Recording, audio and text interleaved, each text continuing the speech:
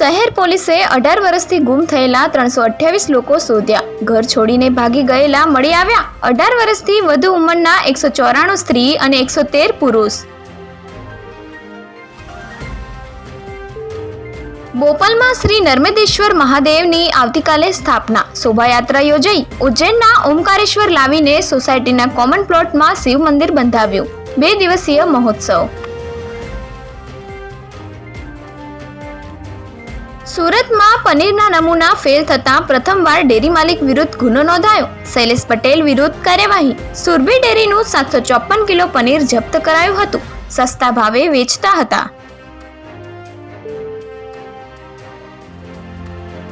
સુરતમાં એસટીની અસલામત સવારી. Ring road bridge પર 3 કિમી સુધી રોંગ સાઈડમાં બસ દોડાવી. વિડીયો સામે આવતા તપાસ શરૂ.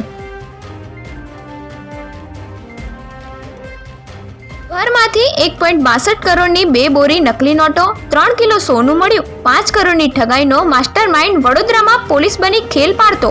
સસ્તું સોનું આપવાનું કહી લોકોને ફસાવતો.